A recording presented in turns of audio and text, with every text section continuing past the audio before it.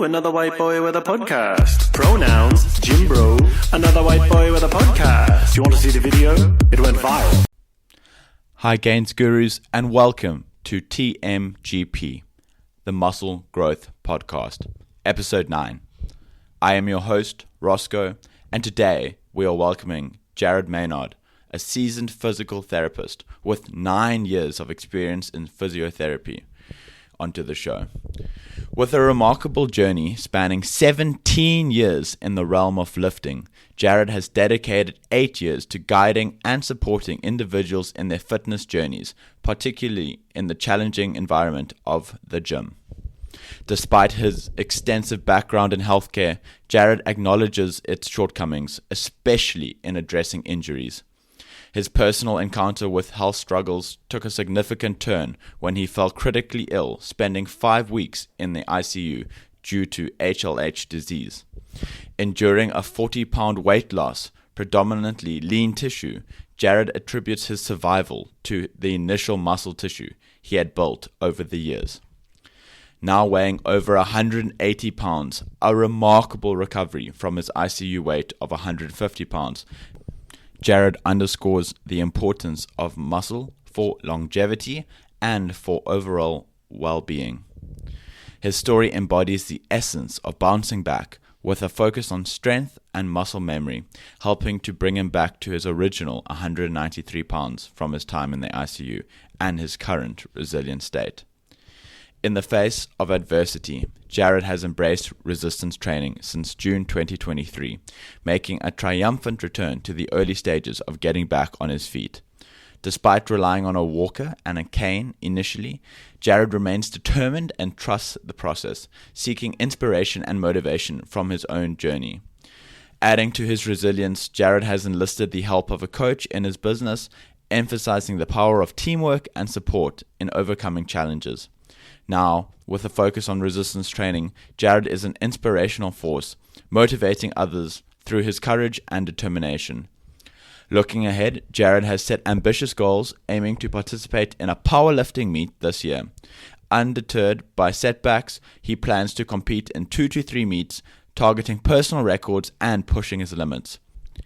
Beyond the weights and gym, Jared embodies a holistic lifestyle, balancing marriage and 3 children with a commitment to time management and ongoing research in his practice.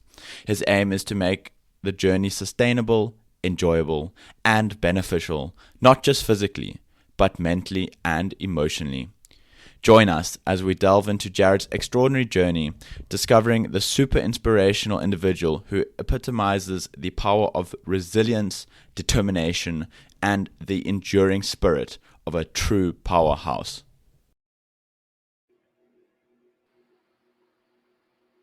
Hi, Jared. Roscoe, how's it going, man?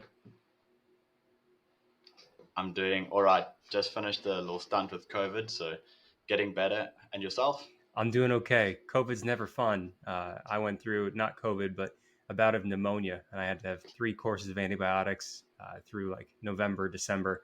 Finally doing better. So we're making it. Hopefully you're feeling better too. I'm feeling a lot better, but it sounds like 2024 is going to be on the up for both of us. I agree. Fantastic. So Jared, can you please give us a little bit of an introduction about yourself? Absolutely. So I'm Jared Maynard. I'm a physical therapist or physiotherapist up in Canada, a little west of Toronto. I'm also a competitive powerlifter, powerlifting coach. I'm the founder of Unbreakable Strength, which is a coaching platform primarily for strength athletes, a lot of powerlifters, but really it runs the spectrum of people who are just getting into strength training for whatever reason, all the way up to people competing at the international and world level. We've got competitors there, which is awesome. I'm also involved in a small business incubator called the Honey Badger Project, which is part of what allowed me to bring Unbreakable Strength to life as far as my business. And now I'm on staff helping other people do that. And I'm a girl dad. I've got 3 young girls at home to keep me on my toes. Thank God for my wife. She keeps us all alive. And yeah, man, I'm excited to be able to chat with you. So thanks for the invite. Only a pleasure, and I look forward to hearing everything you've got to tell us. What initially got you interested in becoming a physio? So I knew in high school that I wanted to get into some sort of medical field, wanted to be involved in healthcare, and then I did a bit of research into, what it was going to be involving to be a doctor, and I realized that I just didn't have the heart to go through all that extra schooling. But physiotherapist was sort of a nice substitution. And then I played sports, primarily football in high school, a little bit of basketball before that, but football was the main thing. Didn't have too many injuries, but that also led to me shadowing some physios at different clinics. And then that's what got me to make the decision physio was going to be the route to go through. So did my undergrad in kinesiology and then got into physio school and then kept trailblazing from there. And when did you start Unbreakable Strength? So I kind of unofficially, well, not unofficially, it started under a different name with a friend of mine. We were business partners at the time. In 2016. We started to coach a small number of athletes that he knew or I knew. It was a different name at the time, and it only got so big. It was fine. It was very much a side hustle. And then when he and I, the friend and I, parted ways, I kept a small roster of lifters who I kept coaching. But in 2020, right around when COVID hit everybody in different ways, but around that time frame, my physio clinic that I was working at closed down for a good while. And uh, long story short, a connection of mine through some other people in the physio world, I knew he had a very successful digital facing business for fighters. And then my good friend and now business partner, his name is John Flagg, had also been scaling his coaching business. So I decided, in the midst of not being able to be in the clinic, I wanted to start to revamp my coaching business, do it right, start to build it bigger so that I had the freedom to still work with lifters, with power lifters in particular, and then also have the flexibility and freedom to do it from wherever, at home or whatever was going to come around. So started 2016, but really revamped it starting 2020. And where is home? Right now, I'm near Waterloo, Ontario, Canada. So about 2.5 hours northwest of Toronto. I live out in the country where there are horses and buggies on the road, which is pretty cool. That is pretty cool. And how's the weather at the moment there? Very snowy. Cold. Yeah, cold and snowy. So very cold. Very cold. We didn't have much snow through December, but we apparently saved all the snow for January. So we're good. Okay, exciting. You can have a delayed Christmas snowman. Yeah, exactly. And sorry if I missed it, but what was your previous job? You said it was a side hustle originally. What were you doing as your main occupation?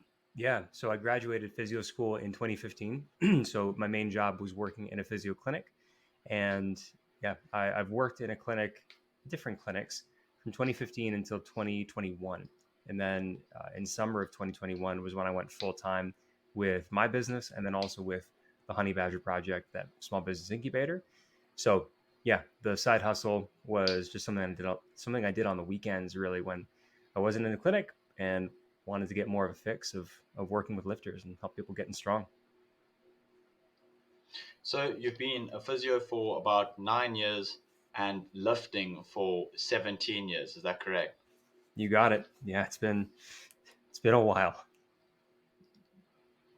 And what do you prefer? Do you prefer helping people or getting stronger yourself, or a bit of both? It definitely has to be both. I don't know if I could choose between the two. And helping people, it's definitely a calling for me. It's the reason I wanted to get into healthcare in the first place, helping in some way, shape, or form in the medical field.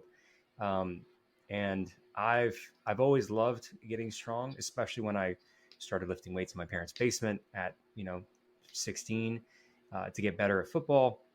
And then I was never naturally athletic.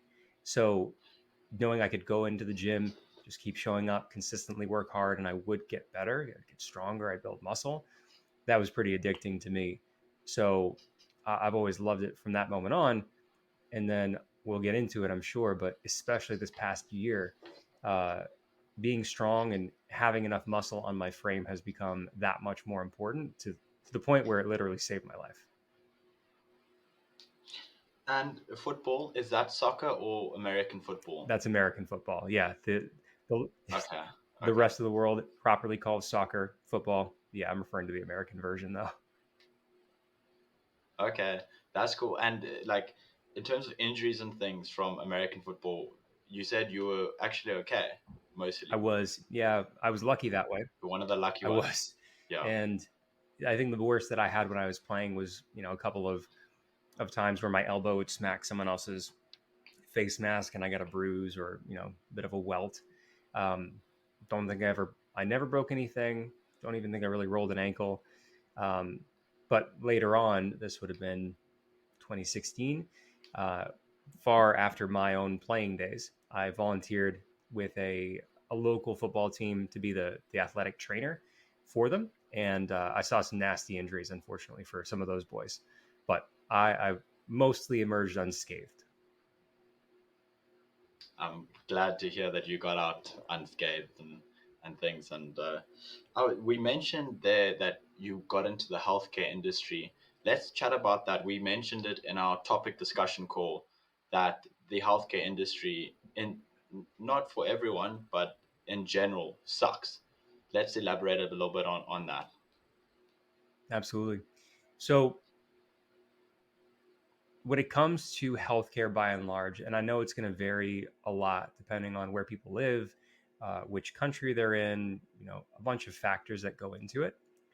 But in general, especially for people who are athletes or lifters, people who like to stay active, when most of us probably can relate to going to either a doctor or a physio or some other healthcare professional and having some sort of issue that maybe gets in the way of us training, competing in our sport, doing the things that we love. And then either the professional looks at us with a blank stare. They have no idea what we're talking about when someone says, I'm trying to do a clean and jerk. And every time I try to do it over 120 kilos, my shoulder, gets wonky. And they're like, a clean and what? What is that? Or we hear, oh, you shouldn't be lifting that heavy anyway. Deadlifting's bad for your back. Any number of these things. And one, it's outdated. It's usually poorly informed because the research would show that the upsides far outweigh any risks, and also that the injury risk is usually pretty low, especially if we're talking about strength sports.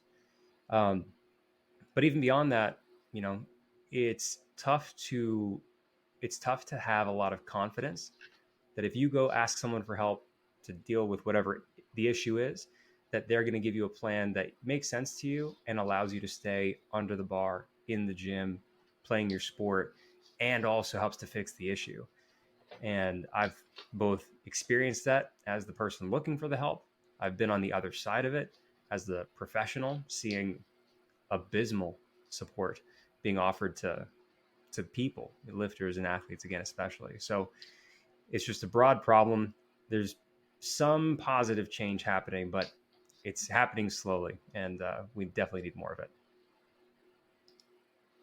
Absolutely, I totally agree with you. And I've had so many misdiagnoses from doctors and for various sports injuries, and none of them could agree on the actual injury. And yeah, it's really sad because like you're paying all that money to go to sometimes a specialist, and then when the specialist says one thing and another specialist says another thing, and you're like, well, who do I trust now? And it's like, well, you can't trust anyone, and you got to listen to your body, which is also super difficult, especially when you have no knowledge in biology. You don't have like a degree in medicine or anything like that. So you were kind of hoping that you'd spend good money and get good advice. But like you mentioned, the advice is typically don't lift weights or don't lift heavy, and it's like that's outrageously outdated, uninformed, and really bad advice in my opinion. I agree, don't lift heavy with bad form.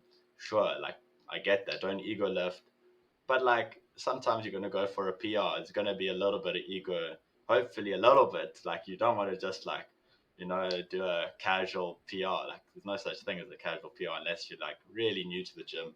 Like I had a similar thing with my chiro. He's one of the best chiros. Obviously, he's my chiro, so I'm going to be biased. But my opinion, is one of the best chiros here in South Africa. And his advice was don't deadlift because I hurt myself deadlifting. And I'm like, I'm not gonna do that. That's really not. That's like no. I'm not. That's not gonna gonna happen. And the other thing about the doctors, a lot of them don't lift themselves, and a lot of them are overweight and undertrained, and like you mentioned, uninformed. I don't think they stay up to date with the literature because maybe they're just so busy. And back in the day, they were taught X as science and as undisputed fact. But I think that, like you mentioned, it is getting better. But how do you think people can mitigate the lack of knowledge and the lack of forward thinking from professionals when they're looking for help? And how do you think people can try and get better help and better advice in general? Yeah. Um, I think you're exactly right. Excuse me. Uh, I can't speak to the medical curricula, across med schools across the world. I haven't attended them, but I know for physical therapy schools or physio schools, when it comes to strength and conditioning, exercise physiology, let alone any particulars about lifting form and what the research says, we got one lecture, and that was even a pretty poor lecture. So, if that's the case for us as physios, I have to imagine there's probably even less for most of the doctors or whatever the case. So, I do think there's a systemic issue that way. But as far as what people can do, I think we're in an age, it might sound kind of dramatic, but especially over the last 4 years or so, where there's been so much more acceptance of either consuming information from different people and sources online, especially who are well versed in a particular area, whether it's rehab and injury, whether it's hypertrophy, strength training, pick your area. We can kind of curate who we get information from through social media, YouTube, any number of resources, and then also finding professionals, especially if you're in a position where you're looking for help. If you can find somebody who offers services that sound like they might be useful for you, and especially if you can kind of vet them, you can see how they approach situations involving injury. Do they care about keeping lifters lifting? If so, okay, there's a probably a decent start. Have they done that before? Do they have other people like you that they've helped? Um, all those are questions that you can start to look through and assess and figure out if that person might be able to help you wherever you are. So I think curating our resources is the first step. It doesn't mean having to become an expert yourself. We only have so much time and energy, and not everyone has the will or the energy or the time to effectively create their own degree program in physio or medicine or whatever. But there are good people and resources to lean on, and then especially if we're looking for help ourselves, investigating those options and asking around. I think those might be two good places to start. Absolutely. So basically, summarize, learn the basics so that if the doctor is giving you absolutely wrong advice, you can be like, okay, well, I'm going to try someone else. And then try and vet the information and try and make sure that the people that you're getting the information from at least use the science to back up what they say and maybe have other professionals agreeing with them, hopefully. Absolutely. In terms of, we mentioned injuries earlier, what are your steps or key pointers for recovering from an injury? Let's make it make more sense from a timeline perspective. Let's say first preventing an injury, and then secondly, everyone's going to get injured. Like if you live an entire life without getting injured, like I don't know what you were doing, but you're either really, really special or you didn't live.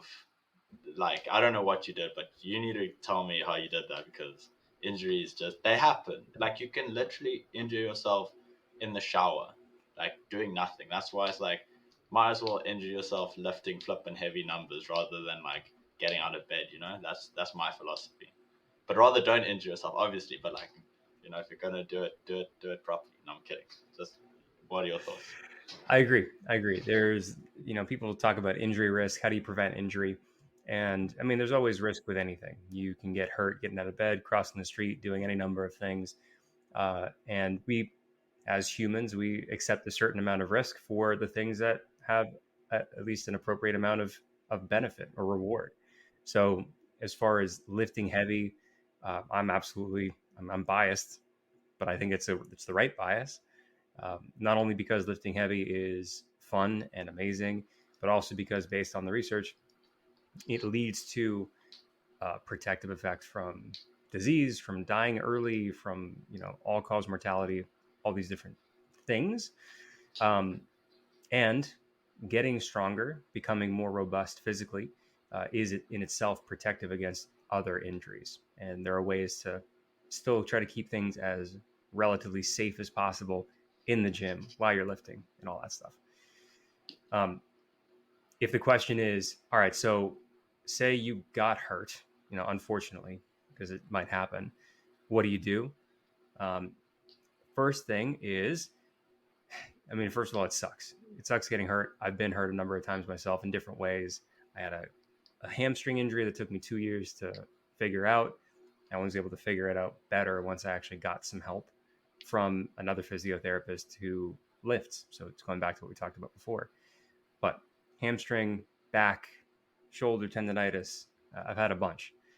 So first step is to try to remain calm as much as possible.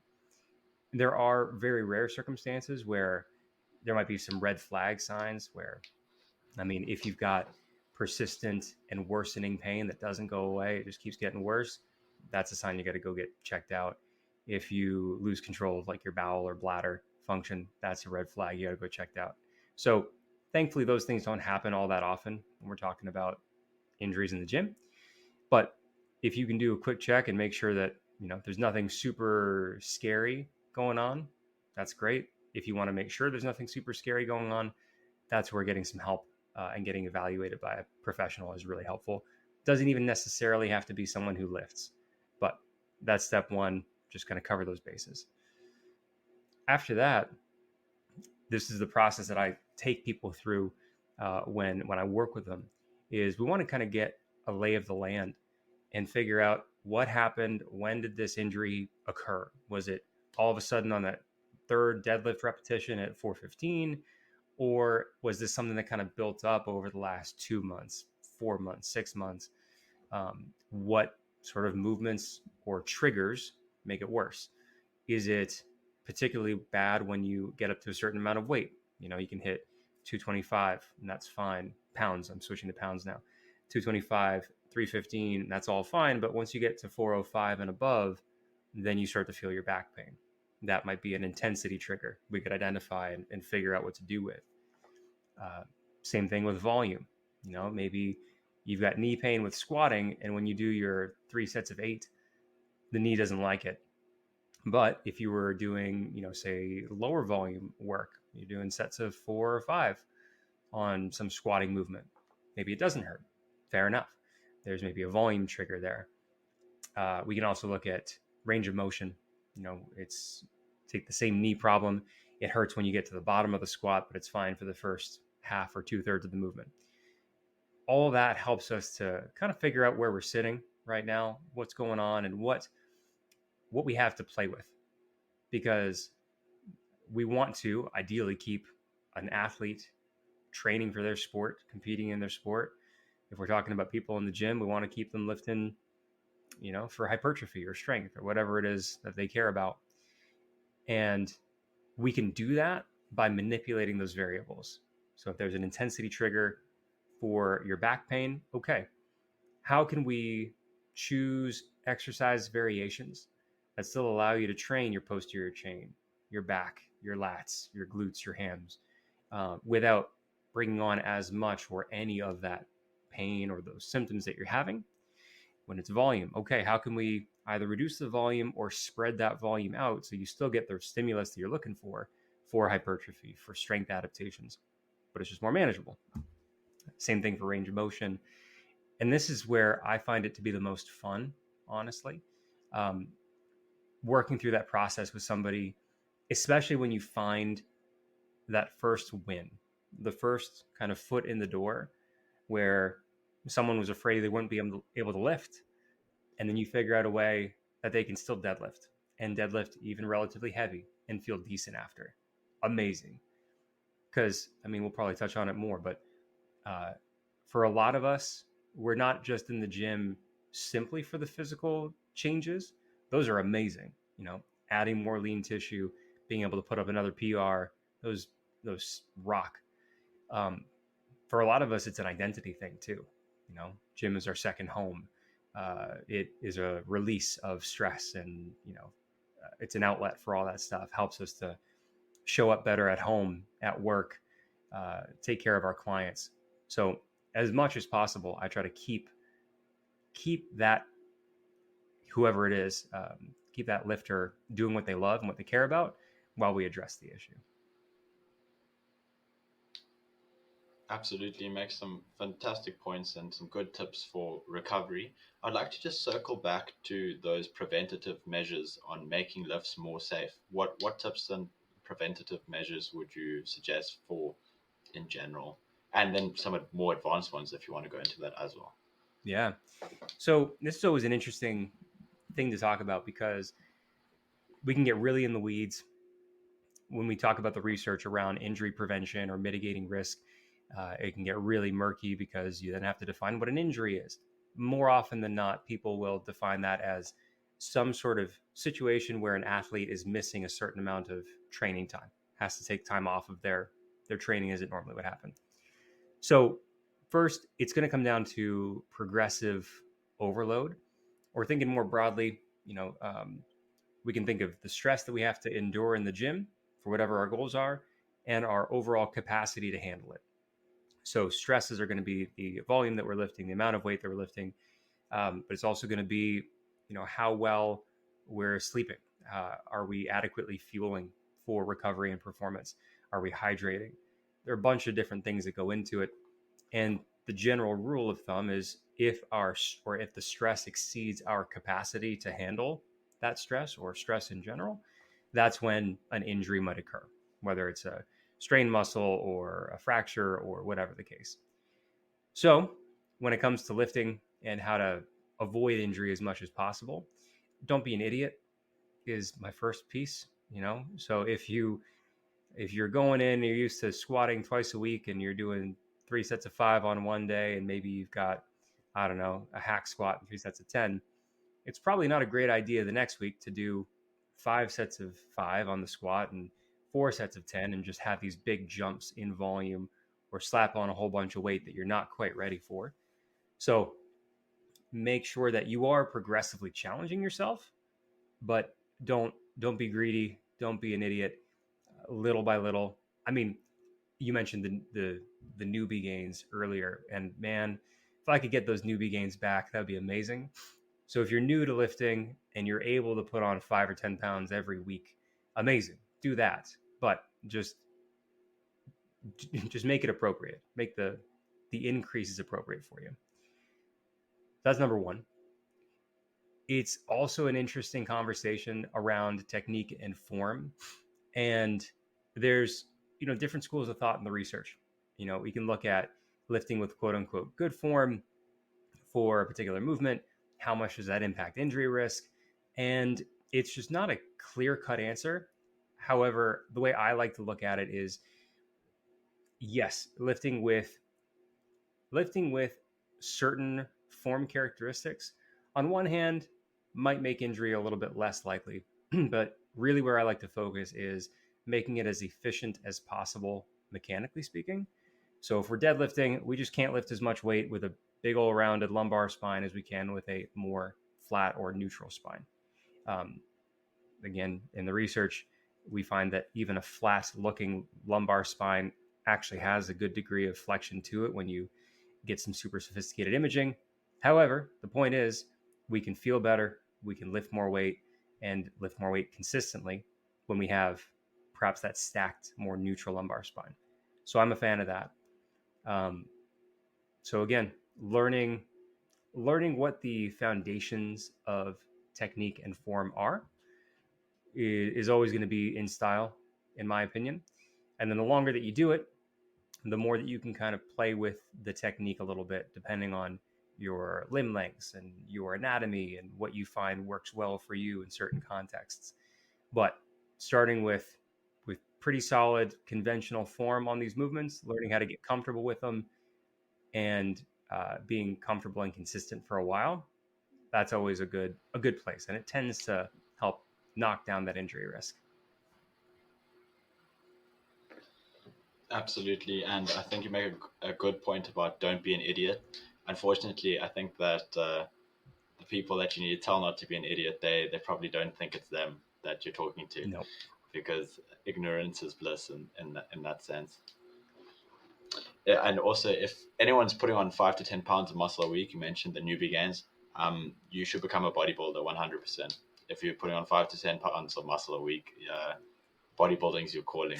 It's true. I meant 5 to 10 pounds on the bar, but 5 to 10 pounds of muscle a week, absolutely. Oh my word! I was gonna say, like, I've never heard of that. I was like, that's completely insane. And okay, that makes so much more sense. Sorry, I was like, wow, that's incredible. That was just this guy's eating 10,000 calories a week, and you're looking at the next Mr. Olympia if they're putting on 5 to 10 pounds of muscle. Literally, I was like, damn, this is a 50-pound kid. Okay, 5 pounds. Okay, that he's eating a lot for the first time gymming.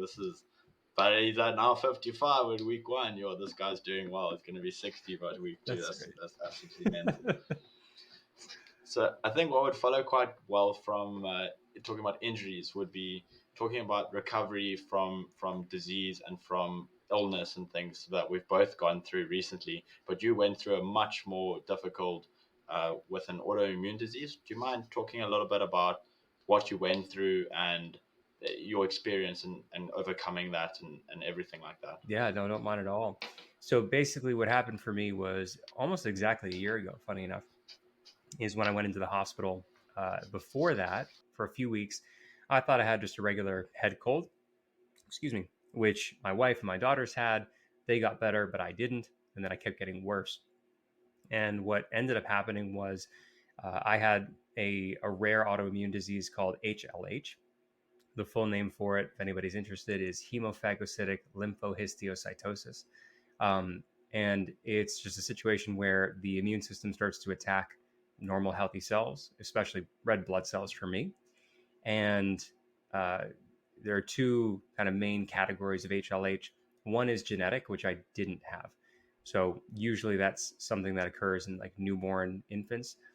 I had what's called secondary HLH, which means or is caused by either an infection, which I had, and the Epstein-Barr virus is one of the main viruses associated with it, or by cancer, or by a different autoimmune disease. But what it meant for me was I got really sick really fast, and I went to the hospital. I was admitted. Within about 5 to 6 days, I was in the intensive care unit and on life support. I had kidney failure, liver failure, was getting really close to not making it, like down to the last treatment option.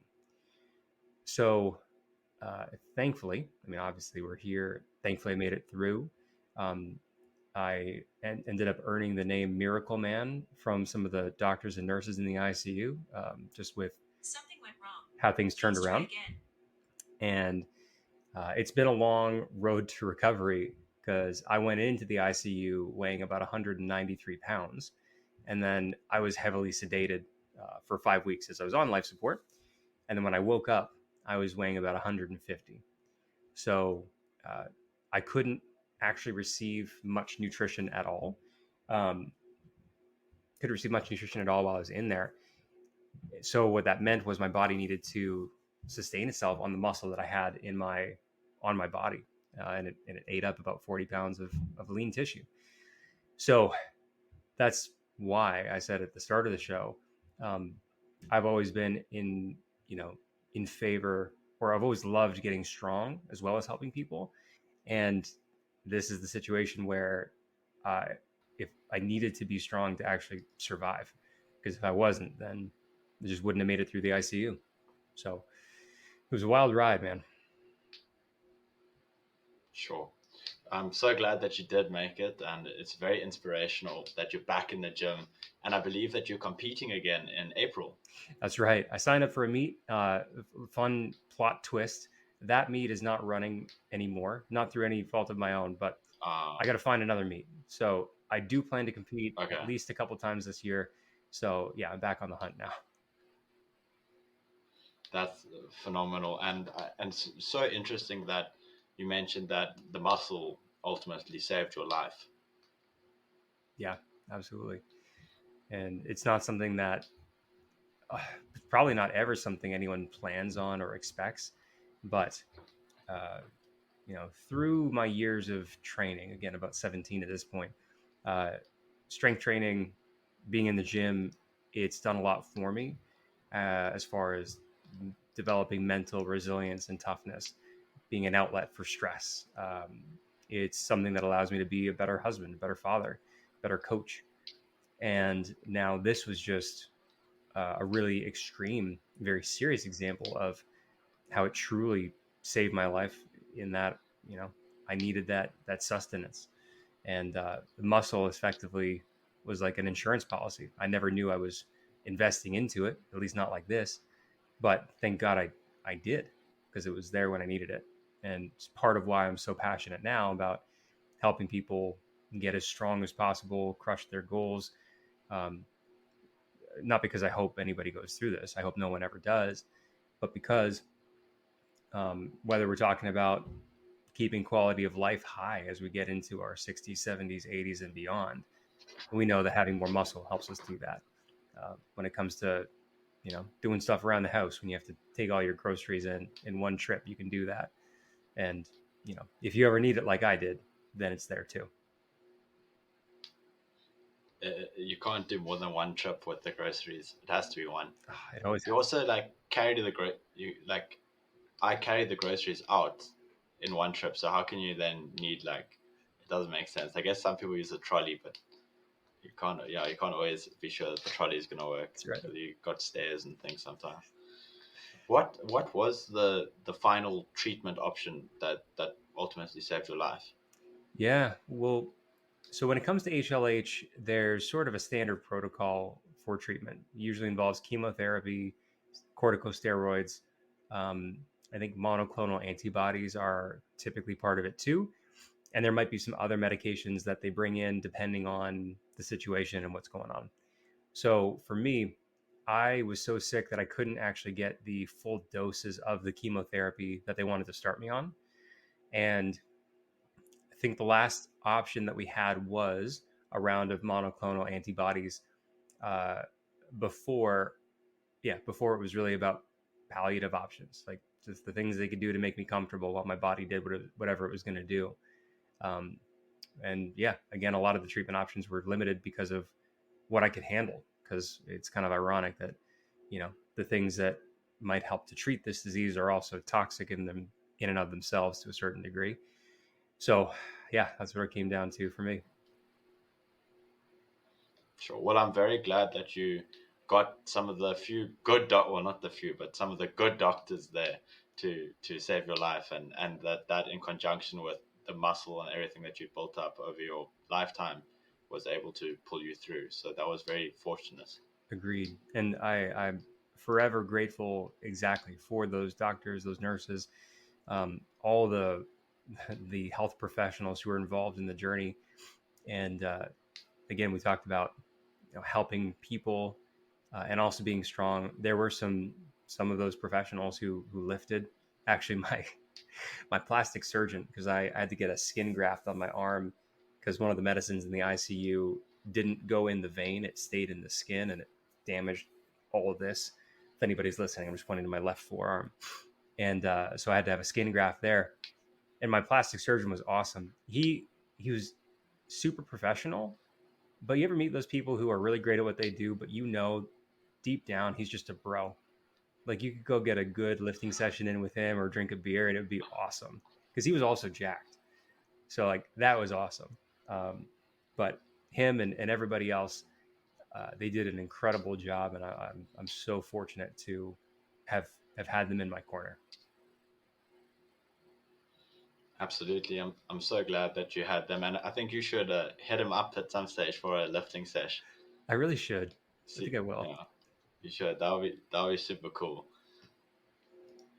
So let's chat about bouncing back and strength coming back. And also, when we chatted, you were sitting at around 177 pounds, which means that you gained 27 pounds in a mere 10 months. Let's chat about all of that and getting back to it. Yeah, man. So I really started at ground zero. Excuse me, because I already mentioned I lost about 40 pounds of lean tissue. And when you're lying in bed for about 5 weeks and not moving, wouldn't recommend it because then everything gets really, really hard, including just sitting up in bed, where I would try to sit up and I didn't have the strength to actually do that at all or easily. And then my blood pressure had to get regulated. I'd get super dizzy. So I really had to learn how to sit up in bed, how to stand up, had to get my balance back. I couldn't walk at all unless I had a walker and people around me. Um, and then same thing with going to the bathroom and like when we talk about older adults and still keeping quality of life high into 60s, 70s, 80s, part of it is gravity doesn't get weaker. Gravity is always going to be good old 9.8 meters per second squared heading down. So when you sit down on the toilet and try to get back up, you have to be strong enough and powerful enough to do that. And I was not. So it was really ground zero and super basic rehab exercises. Talking yellow stretchy bands, talking sidestepping exercises. A large chunk of my exercise in the hospital was just learning to walk, starting to go for walks around the unit. And that was a lot, but gradually progressed that. And then the process when I got discharged from the hospital, which was May 1st of last year, was still more of those basic rehab exercises, very light weights, yellow stretchy bands. And one of my teammates or team members for Unbreakable, his name's David. He's also a physiotherapist. He's also a powerlifter. Uh, I've coached him for an extended period of time, and now he's on my staff. He's one of my team coaches. So I asked him, hey, would you mind helping to coach me? Because I didn't want to be my own patient. I knew largely what to do, but I wanted somebody else to help me do it. So I didn't have to think. I could just be the athlete. And he's been incredible. So, yeah, we really kept progressing with those banded exercises and slightly heavier weights. And then I could finally hold on to a barbell and do like some limited range Romanian deadlifts, which was amazing. And then got back onto a bench and had my wife spotting me, had the safety straps set up in the rack just in case I wasn't strong enough to bench it off my chest, but I could. So that was another win, and kind of kept reclaiming these pieces of training that normally I did do and now I am doing again very consistently. But I had to be very okay with going through the process slowly and just doing it right. And thankfully now we're at a place where rehab really just turned into training, especially around like September, late August, early September of last year. And then it's just been a continued ride uphill as far as, making the lifts a little more heavy. And now my training probably doesn't look a whole lot different than it would have before getting sick, other than the numbers, but the numbers are coming back too. That's amazing to hear, and I'm so stoked, and I can't wait for you to be surpassing your original numbers before you got sick. I'm sure you'll be back there sooner than we know. And let's talk about strength increases and muscle cell memory. Absolutely. So even before all this went down where I got sick, I had heard of, quote unquote muscle memory, cell memory. And I've not read a lot of the research firsthand, but have read some research summaries about it, where if your body has been at a certain point, either a certain point of muscularity, lean tissue on your frame, or fat tissue, certain level of adiposity, and then you change that, either you lose the muscle or you lose the fat, it's a lot easier to get back to that point than it was to get there in the first place for many folks. So I got to experience that firsthand because of all the lean tissue that I lost in the ICU. And then when I started to be able to handle a little more stress, got to hang on to the barbell in the gym, and we started to get back into those limited range Romanian deadlifts and stuff like that. And then my body was a lot quicker than I would have thought to put that muscle back on, provided that I had sufficient nutrition to support it. Excuse me. And I was not upset at it at all. It was wonderful to be able to see the scale weight go up, pretty steadily, and to see in the mirror or in my lifting videos, oh shoot, I can see a vein. It looks like my arms are beefing up and my legs are filling up my pants more. So that's continued. It still is continuing. I'm actually about 180 in the couple weeks that between our pre-show call and here. So yeah, I'm hopeful it'll keep on rolling until we're at least where I was before, and then I still plan to gain some more because that's probably where I need to be to reach my strength potential as a 6 foot tall powerlifter. That's super exciting, and I'm sure you're going to get there in absolutely no time. What's your training frequency at the moment, or in general, what do you recommend? Yeah, for me, and it's also what I tend to recommend for most people who are training for either primarily for strength or at least have strength gains as a goal they care about. I train 4 days a week with weights, and that seems to be a pretty decent frequency for most. How the work in the gym is distributed might vary from person to person, but right now I'm squatting twice a week, I'm deadlifting twice, I'm benching 3 times, and then I've got accessory work built in. You could call my training right now kind of like power building, since I'm trying to get stronger and build the numbers back up and also reclaim some of that lost muscle tissue. So yeah, it's kind of a sweet spot for me. It has been for a long time, and I find in general 4 times a week seems to work pretty well for most people. Sure, that's a lot of CNS for the 3 times a week bench, 2 times a week deadlifts, and 2 times a week squat. That's a big load for your central nervous system, eh?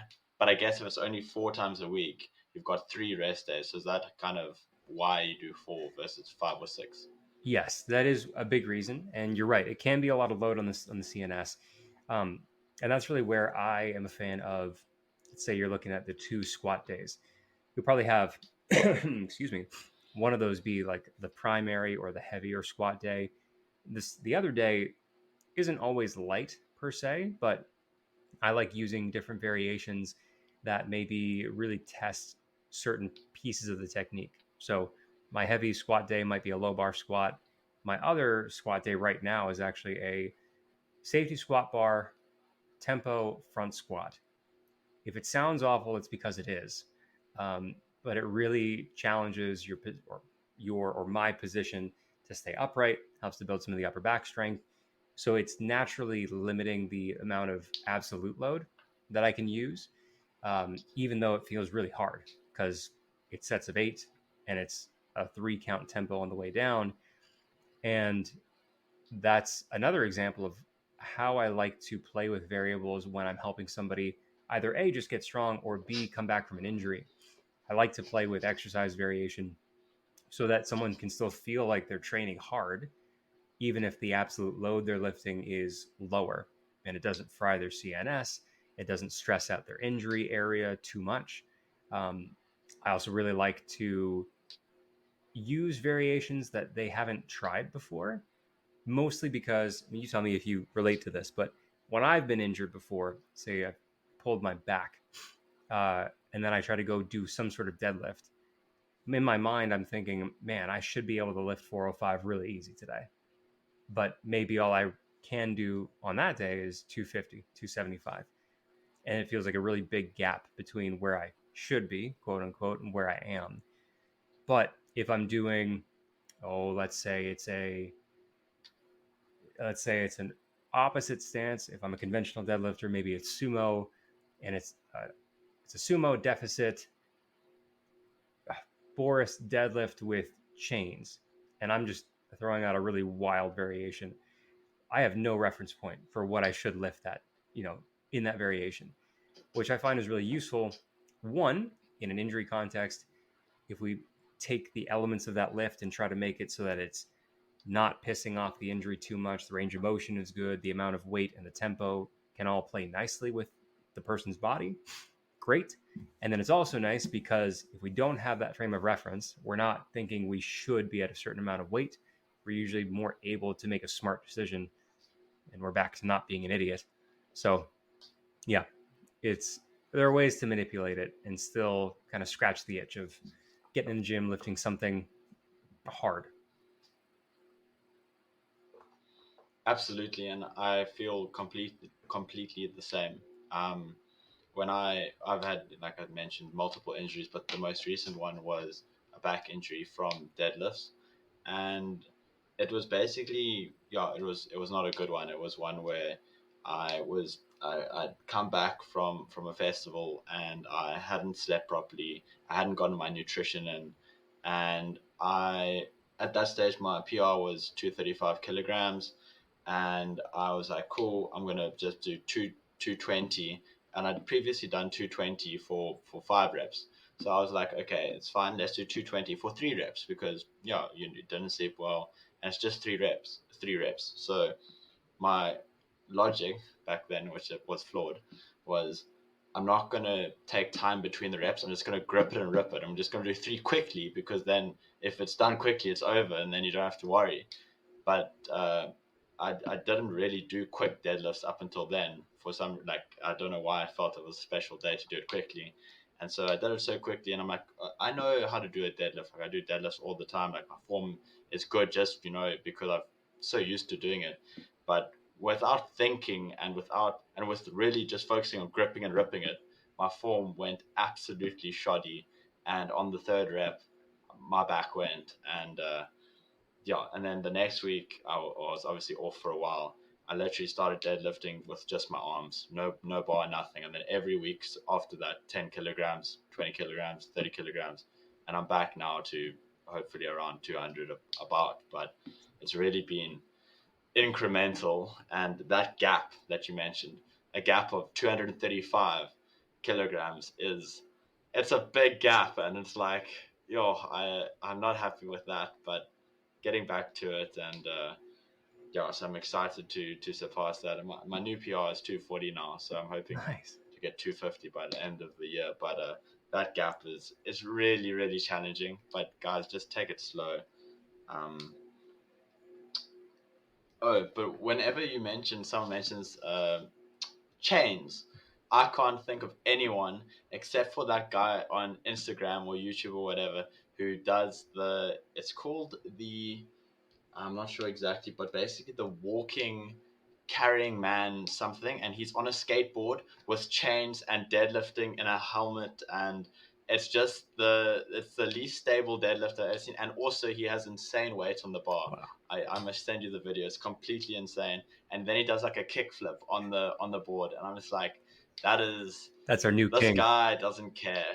No. He just doesn't care about anything. Sometimes I think he's done like a Bosu ball as well. But like when I say he has weight, he has proper weight, and then things hanging from his head. He has things like it's just absolutely insane. So that's all I can think of when you mention chains and some kind of variation. I don't recommend doing it on a skateboard. I don't recommend doing it on a Bosu ball. Definitely do a little variation, but don't make it unstable, at least. No, that we talked about reducing injury risk. That's a great way to increase it a lot. But you got to send me that. I have to see that. That's amazing. I will do. It's completely insane. And it's actually this guy he's that guy that's never been injured before. He has to be that guy we're talking, that hypothetical guy, because I'll say it's just too much. So let's chat a little bit about nutrition, because obviously you mentioned that a big part of losing a lot of muscle and not being able to maintain size and things was due to you not being able to get nutrition. So let's touch on nutrition, and then after that briefly on supplements. Totally. Yeah. So, again, mine was kind of an extreme example where I couldn't receive nutrition. I was largely unconscious because I was being sedated. So couldn't take anything in my mouth. I also couldn't breathe on my own, so that was an issue. So all severely limited what I could take in, leading to how much muscle I lost. Um, recovering in the hospital, uh, recovering in the hospital was also a head trip because this is something that I certainly didn't think about until I was facing it head on. When you lie in bed for 5 weeks, your throat musculature atrophies too. Normally, throughout our days, we eat, we drink, we speak, we swallow. It's not a big deal. When you don't do that for an extended period of time, then it's actually not safe to eat or drink because you could choke on it and potentially die like that too. So I had a tube down my nose into my stomach for a while where they would give me nutrition that way. And then I eventually had a tube directly into my stomach where they would supplement the nutrition as I worked on getting my throat muscles back so I could eat and drink. And it's all back now, which is I'm very grateful for. And really the big focus for nutrition through that recovery time frame was getting enough calories in, and then enough calories in for one, and also making sure there was enough protein in that caloric intake to support the muscle building, muscle protein synthesis, and all that. So that's continued, and I'm able to again eat normally. I have always, or for a long time, since I started trying to train for bodybuilding, which I never competed in, but I trained for it for a while before powerlifting. I started tracking my food. I use an app to do that, just something that works well for me. So I'm able to keep tabs on how much protein, carbs, fats, and total caloric intake I have. Just making sure that the scale weight's going up. We're seeing what we want to see, making changes as needed. And for when it comes to nutrition more broadly, for anybody who's trying to build muscle, get stronger, see the results thereafter in the gym, it really does come down to those basic principles. There are nuances to nutrition, but if you're trying to gain weight, you need to be eating in a surplus. If you're trying to lose weight, you need to be in a deficit. If you're trying to maintain, then you need to be roughly at maintenance. You can split up the energy intake a bunch of different ways depending on what works for you and your digestive system, your lifestyle, your schedule. I don't have strong feelings at all when it comes to things like intermittent fasting or ketogenic diets or a kind of a typical mixed diet between the macronutrients. I think that's where a lot of the variance may come in. I would point anybody considering what diet should I follow. Probably that's where you want to bring in like a registered dietitian or someone who's a professional in that area to find what's right for you. But got to make sure you're eating appropriate amounts for your goal. You want to make sure you're having enough protein. So that's probably somewhere between, I think it's 0.8 to 1.2 grams per kilo of body weight is a range that tends to float up quite a bit. And then make sure you're getting enough fats to support normal bodily functions. Maybe you fill in the rest with carbs, or maybe you do whatever you want with the rest of the calories to hit your target. And then it's about consistency, as well as hopefully eating mostly whole, unprocessed foods. I'm a fan of having, some fun foods in there wherever you want, but just largely eating unprocessed stuff, trying to get fruits and vegetables in, all the unsexy stuff that most of us have heard 100 times already, but continues to be true. So that's where I kind of sit with it. Absolutely. I totally agree. And I think whole foods are where it's at. Try and get as much whole foods as you can. And like you said, you can have the odd snack and the odd processed thing. Just make sure it is odd and not the regular, I guess. I mean, actually, you do what you want, but don't be surprised if you're not getting the results if you're doing just what you want, I guess, all the time. Yes. And in terms of supplementation, what supplements do you recommend? Which ones are not like nonsense? Which ones are good? Yeah, I'm a minimalist when it comes to supplements. I find that the ones that seem worth it are some sort of protein supplement. Mostly, I view it really as another food source, just another way to make sure that protein levels are where you need them to be day to day. I'm a big fan of whey protein, but there are a bunch of other sources, whether it's soy or pea or other plant-based, sources. There are different options based on what works for your digestive system, what your preference is. I'm all for that. But some sort of protein supplement, creatine monohydrate, and not any of the fancy other types of creatine so far. I haven't seen any research to support that, but good old creatine monohydrate's been probably the most studied and supported supplement for actual return on investment as far as muscle gain and strength performance, or strength output in the gym. I like caffeine. I would highly recommend people to be wise with their caffeine intake, especially with regards to sleep, because sleep is one of the most anabolic and necessary things we need to do to get stronger, build muscle, the things that we care about in the gym. All the hard work in the gym, we need to sleep so that we can actually repair and rebuild and recover. And caffeine intake, especially too close to bedtime, that is going to interfere to some degree with either sleep quality or quantity. So that said, I still am a fan of using caffeine as an ergogenic or pre-workout supplement, whether by itself or in a pre-workout formulation. And then, I'd lump this in too, maybe a daily multivitamin, maybe some other vitamins and minerals, but that's with the disclaimer of me not being a registered dietitian or nutritionist like that. But based on what I've seen and my own personal experience, that's kind of where I put what I'd say would be worth the money. Everything else is kind of remains to be seen how effective it is. But again, people can experiment, and by all means, let me know what you find. Absolutely. And I think it's an important one you mentioned there about people experimenting. Like if something works for you, that's great. Like use it. It doesn't mean it works for everyone, but definitely try new things and see what works. What macro calculator do you use? Right. Right now I use Carbon Diet Coach. If anybody's familiar with Oh, really? Yeah. By Lane Norton. You got it.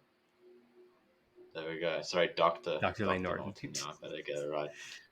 Bio Lane, shout out. That's right. Yeah, okay. And you're enjoying it? Is it everything that he says it is? It is. Yeah, I like Lane a lot. Fun fact, actually, I was at IPF Masters Worlds in St. John's, Newfoundland, Canada in October of 2022. One of my lifters, she's from Finland. She competed, so I flew out and I coached her on the day. It was awesome. I was an honorary Team Finland member. Lane competed and he won, I believe it was the 93 kilo men's Masters 1 category. He crushed it. So I was sitting at the dinner table at the banquet, and Team USA was right next to the Team Finland table. So I saw Lane and I was definitely like fanboying a lot. I was like, I should go talk to him. I didn't. I let him enjoy his dinner with his team. But I like Lane a lot. And I think he does a very fair job representing what Carbon does. I've used it now for coming on 2 years, and it's great. Very easy to use. It makes life a lot simpler. I've used all the different functions at this point: gain weight, lose weight, maintain, or recomp. I think those are the 4. And it's awesome. So very worth it to me. That's great. And I'm so glad that you're enjoying it. And to the listeners, I think we mentioned that looking for a nutritionist or someone to get nutritional advice from, Dr. Lane Norton, aka Bio Lane, he seems to be really good. He's got a doctorate in nutrition. And the thing I really like about him is that he does disclaimers. Like, for example, if he's associated with a company and he's promoting it, he'll say, listen, like, I do have incentive to be promoting this, but at the same time, I do think it's good, and this is why. And then he shows the science, and he's also not afraid to call people out, and he's also not afraid to admit when he's wrong. He does have very, very strong opinions, and they're normally right. Sometimes he can be a little bit too much, but that's part of his character and part of his charm, I guess. Agreed. That's the same reasons that I like him a lot. He's very transparent. He does disclaimers. He has usually pretty strong reasons. Not usually. He always has strong reasons for believing what he does. You're right. He can be a bit abrasive. Personally, it's part of why I love him. But yeah, it's just something to be aware of if you're going to go have the Lane experience for the first time. but I'm grateful that we have him, especially in the realms of sport nutrition, training. He helps to cut through a lot of the BS, which is awesome. And there's so much BS, like, and it's mainstream as well. That's what worries me. It's super mainstream, and people, they hear big words and they're like, okay, that's fact.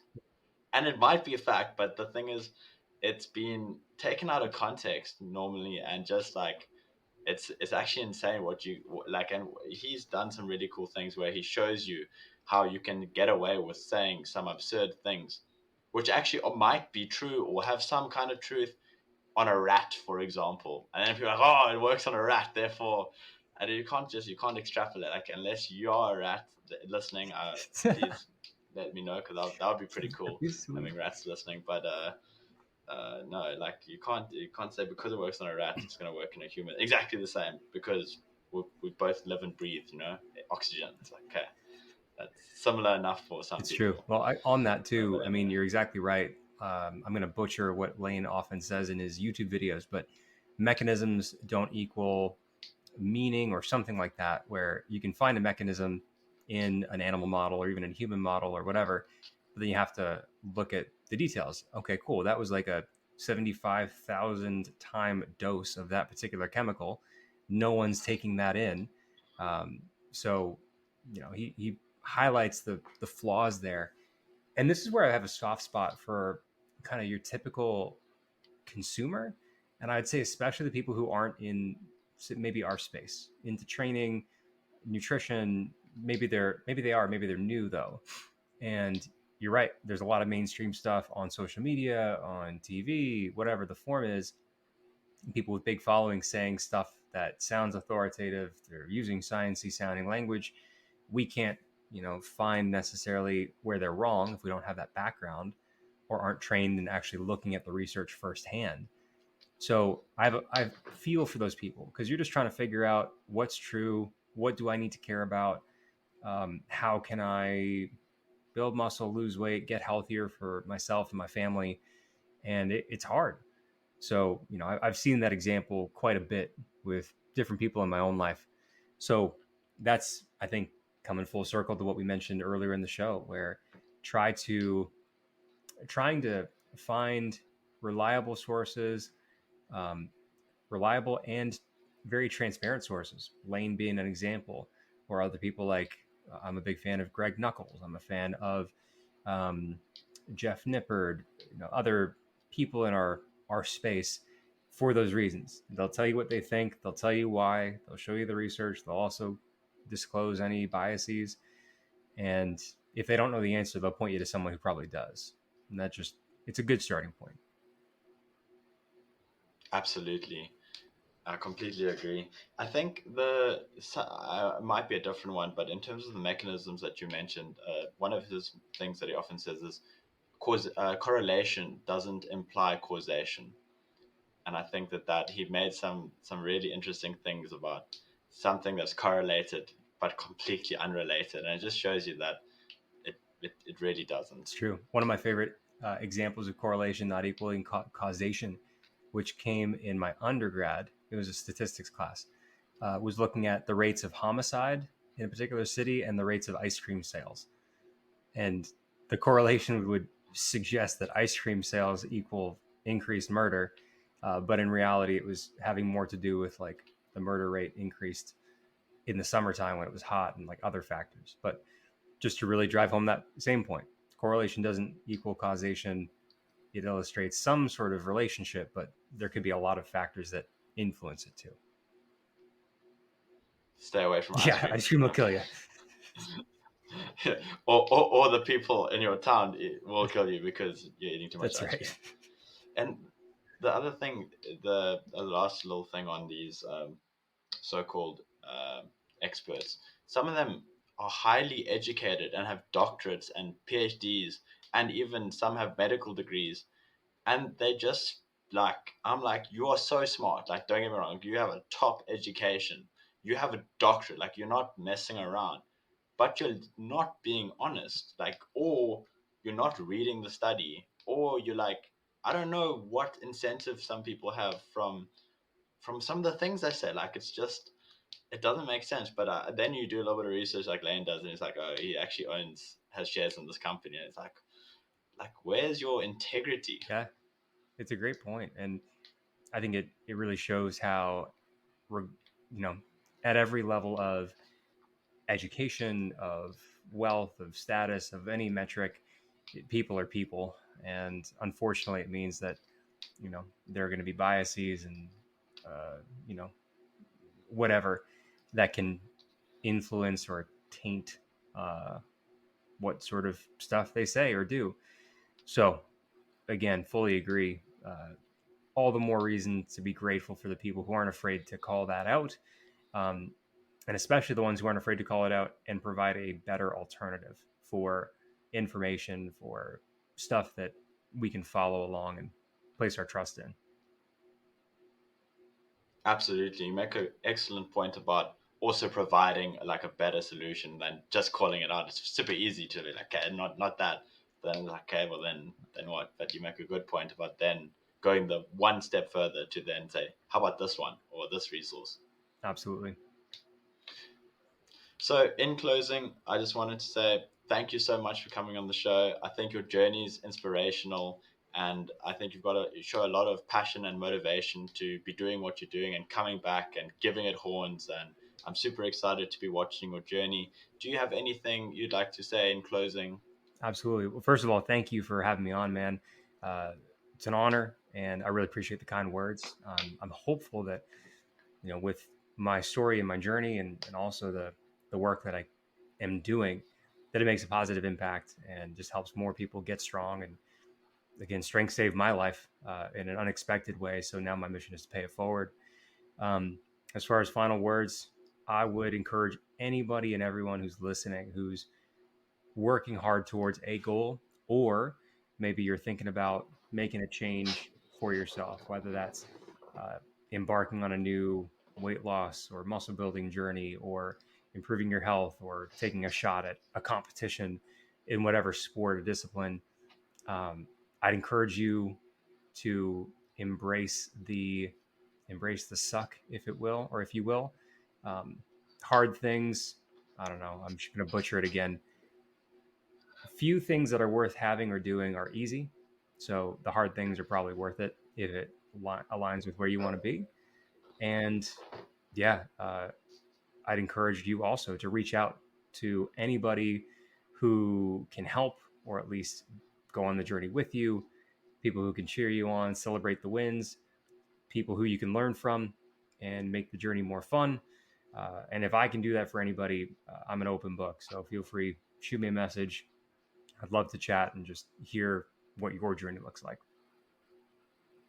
Just drop your Instagram so people can get you. Yeah, that'd be jared.unbreakablestrength. Come find me, come hang out. Would love to chat. Fantastic. Thank you so much for your time. Really appreciate it, and all the best. Thanks, man. You too.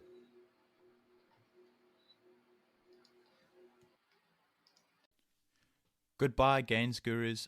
Thank you for listening, and see you on the next episode of TMGP.